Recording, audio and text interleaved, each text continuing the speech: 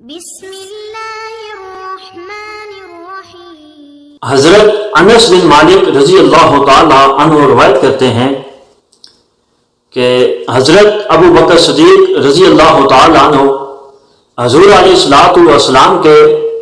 جو ہے مرض وصال کے دوران لوگوں کو نماز پڑھاتے تھے، یہاں تک کہ پیر کا دن آ گیا اور تمام صحابہ کرام نے نماز کے لیے صفیں باندھی اور حضرت ابو بکر صدیق مصلی پہ کھڑے ہو کر تکبیر کہی اور سب لوگوں نے صحابہ کرام نے ہاتھ باندھے تو حضور علیہ الصلوۃ والسلام اپنے حجرے مبارک سے باہر تشریف لائے، پردہ اٹھایا اور کھڑے ہو کر ہمیں دیکھنے لگے۔ ایسا لگا کہ 14ویں کا چاند نکل آیا ہے، آپ کا چہرہ نور ہی نور تھا۔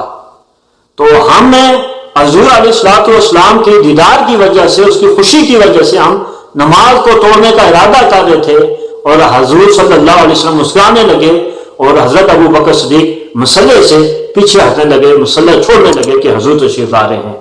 لیکن حضور علیہ الصلوۃ والسلام نے اشارہ کیا اور کہا کہ اپنی نماز کو مکمل کرو۔ تو اس کے بعد آپ نے پردہ نیچے کیا اور چلے گئے اور اسی دن آپ کا وصال مبارک ہوا۔ حضرت عائشہ صدیقہ رضی اللہ تعالی عنہا فرماتی ہیں کہ حضور علیہ الصلوۃ والسلام کے مرض وصال کے دوران حضور علیہ الصلوۃ والسلام نے فرمایا کہ حضرت ابو بکر صدیق کو کہو کہ وہ لوگوں کو نماز پڑھائیں۔ تو آپ فرماتی ہیں کہ میں نے حضور علیہ الصلوۃ والسلام سے کہا کہ یا رسول اللہ صلی اللہ علیہ وسلم، آپ کے غم کی وجہ سے آپ کی جگہ جب صدیق اکبر کھڑے ہوں گے وہ لوگوں کو نماز نہیں پڑھا سکیں گے، وہ روئیں گے، ان کو غم زیادہ ہوگا، وہ لوگوں کو کچھ بھی نہیں سنا پائیں گے، تو آپ حضرت عمر کو حکم دیں کہ وہ لوگوں کو نماز پڑھائیں۔ تو حضرت ابو بکر صدیق حضور علیہ الصلوۃ والسلام نے 2 یا 3 مرتبہ کہا تو حضرت عائشہ صدیقہ فرماتی ہیں پھر میں نے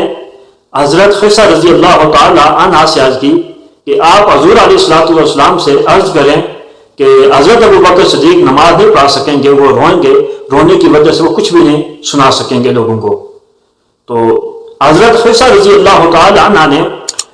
حضور علیہ الصلوۃ والسلام سے جب عرض کی تو آپ علیہ الصلوۃ والسلام نے کہا رک جاؤ، خاموش ہو جاؤ، تم صواحب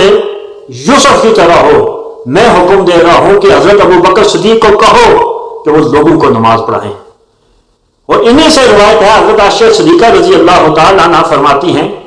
کہ حضور علیہ الصلوۃ والسلام نے فرمایا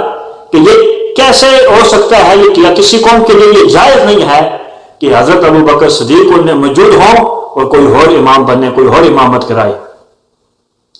محمد بن جبیر بن مطعم فرماتے ہیں، وہ اپنے والد سے روایت کرتے ہیں کہ ہم رسول اللہ صلی اللہ علیہ وسلم کے پاس بیٹھے ہوئے تھے تو رسول اللہ صلی اللہ علیہ وسلم کے پاس ایک عورت آئی، اس نے رسول اللہ صلی اللہ علیہ وسلم سے کسی چیز کے بارے میں کچھ دریافت کرنا چاہا یا کچھ پوچھنا چاہا تو آپ علیہ الصلوۃ والسلام نے کہا کہ پھر کبھی آنا۔ تو اس عورت نے کہا یا رسول اللہ صلی اللہ علیہ وسلم، اگر میں پھر کبھی آؤں، آپ کو نہ پاؤں، آپ دنیا سے چلے گئے تو پھر میں کس کے پاس جاؤں؟ تو آپ علیہ الصلوۃ والسلام نے کہا کہ اگر تم مجھے نہ پاؤ تو حضرت ابو بکر صدیق کے پاس آ جانا، وہ تمہارا معاملہ حل کر دے گا۔ اور حضرت جابر بن عبداللہ رضی اللہ تعالی عنہ فرماتے ہیں کہ ہم حضور صلی اللہ علیہ وسلم کے ساتھ بیٹھے ہوئے تھے کہ عبد القیس کا ایک وفد آپ علیہ الصلوۃ والسلام کے پاس آیا اور ان میں سے ایک شخص نے آپ علیہ الصلوۃ والسلام کے ساتھ نامناسب گفتگو کی تو حضور علیہ الصلوۃ والسلام حضرت ابو بکر صدیق کی طرف دیکھنے لگے اور متوجہ ہوئے اور کہا کہ آپ نے سنا ہے جو اس شخص نے کہا ہے؟ تو حضرت ابو بکر صدیق رضی اللہ تعالی عنہ نے کہا یا رسول اللہ صلی اللہ علیہ وسلم، میں نے سنا بھی ہے اور سمجھ بھی گیا ہوں۔ تو رسول اللہ صلی اللہ علیہ وسلم نے کہا کہ پھر ہے اس کو جواب دو۔ تو حضرت ابو بکر صدیق رضی اللہ تعالی عنہ نے ایسا جواب دیا، راوی کہتے ہیں کہ انتہائی خوبصورت اور عمدہ جواب دیا کہ حضور علیہ الصلوۃ والسلام نے کہا کہ اللہ تعالیٰ آپ کو رضوان اکبر عطا فرمائے گا۔ تو صحابہ میں سے کسی نے پوچھا یا رسول اللہ صلی اللہ علیہ وسلم، رضوان اکبر کیا ہوتا ہے؟ تو حضور علیہ الصلوۃ والسلام نے ارشاد فرمایا کہ قیامت کے دن جب میدان محشر لگے گا اللہ تعالیٰ عمومی تجلی فرمائے گا اور صدیق اکبر کے لیے خصوصی تجلی فرمائے گا، یعنی حضرت ابو بکر صدیق کو خصوصی اپنا دیدار کرائے گا۔ اور حضرت ابو ہریرہ رضی اللہ تعالیٰ عنہ سے روایت ہے کہ حجۃ الوداع سے پہلے حضور علیہ الصلوۃ والسلام نے حضرت ابو بکر صدیق کو جو ہے امیر بنا کر بھیجا حج میں، تو حضرت ابو بکر صدیق نے مجھے ایک جماعت کی طرف بھیجا اور مجھے یہ حکم دیا کہ جا کر اس جماعت کو لوگوں کو یہ بتا دو کہ آج کے بعد کوئی بھی مشرک نہ حج کرنے آئے نہ خانہ کعبہ کا طواف کرے، اور کوئی بھی جو ننگا شخص ہے وہ بھی خانہ کعبہ کے اندر داخل نہ ہونا طواف کر سکتا ہے۔